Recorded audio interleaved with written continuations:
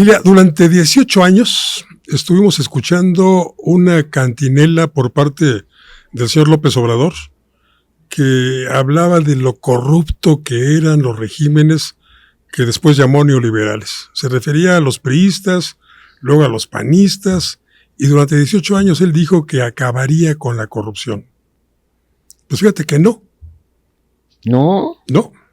Sacó pañuelitos blancos, dijo innumerables ocasiones en sus matinés de Palacio Nacional que la corrupción había acabado, y resulta que un organismo universalmente reconocido como es Transparencia Internacional nos dio a conocer hace unos días que durante los últimos 6 años México descendió 5 escalones en la escala de los menos corruptos. O sea, 5 escalones que nos llevan a ser más corruptos que en 2018.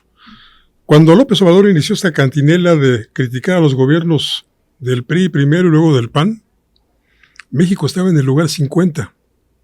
Hoy estamos en el 140 de 180 países. Y fíjate que yo recuerdo que gran parte del apoyo que ambos le brindábamos a López Obrador es porque sin duda tenía razón cuando hacía los señalamientos. Claro.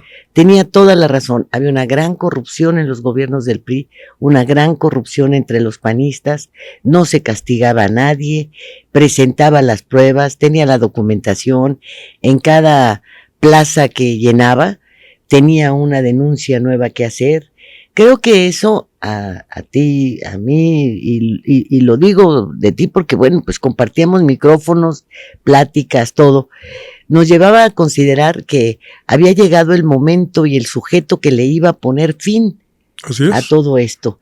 Y ese fin, ¿qué significaba? Pues no tan solo que se terminaran esos grandes abusos, que finalmente la corrupción es también inherente al ser humano. O sea, darlo por cero, bongo cero no iba a ser nunca. Pero sí se iba a castigar a todos aquellos que abusaran tanto del poder como de los recursos públicos. Eso nos llevó a 18 años de confiar en el señor López Obrador. Confiar como algunos lo siguen haciendo. Porque recordemos que nuestros respectivos empleos estuvieron en peligro en más de una ocasión por defender al señor López Obrador. Bueno, a mí me corrieron de una radiodifusora por eso. Bueno, y estuvieron a punto de correrme a mí también de 620, ¿te acuerdas? Y sí, compartíamos entonces. A mí de Radio Capital me corrieron, así. Bueno, pero ¿qué pasó?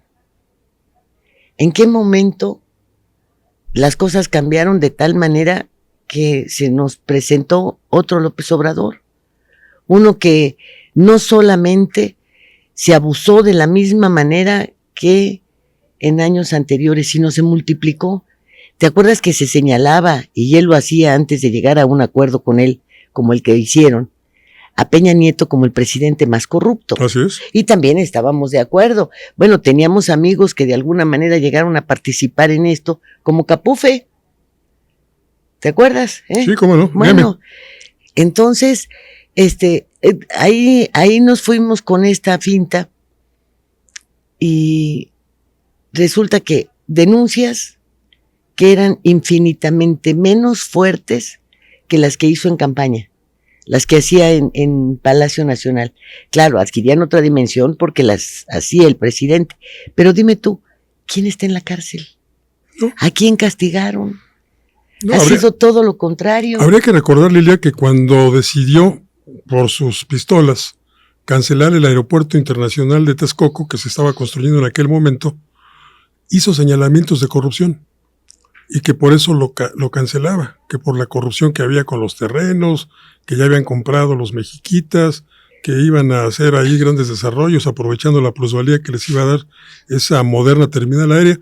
Y resulta que nunca presentó una denuncia, nunca supimos quiénes de los que genéricamente señalaba eran particularmente responsables.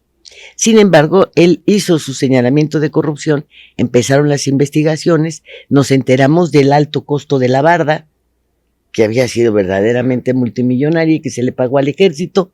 Se supo también... Al yerno del general Cienfuegos. Se supo también del huachicoleo dentro del aeropuerto para surtir a todos los camiones, se supo de las asignaciones directas, ¿y qué? No pasó nada. Es más, hasta la fecha no sabemos cuánto se debe de ese aeropuerto por todos los inversionistas que existían. ¿Cuánto seguimos pagándole? ¿Y cuánto seguimos pagando? Por eso se paga un impuesto tan alto en el Aeropuerto Internacional de la Ciudad de México. Sí, el TUA famoso. Por todo lo que hay que cubrir, y yo no sé si también lo tengan que cubrir con el impuesto del AIFA. No sabemos nada.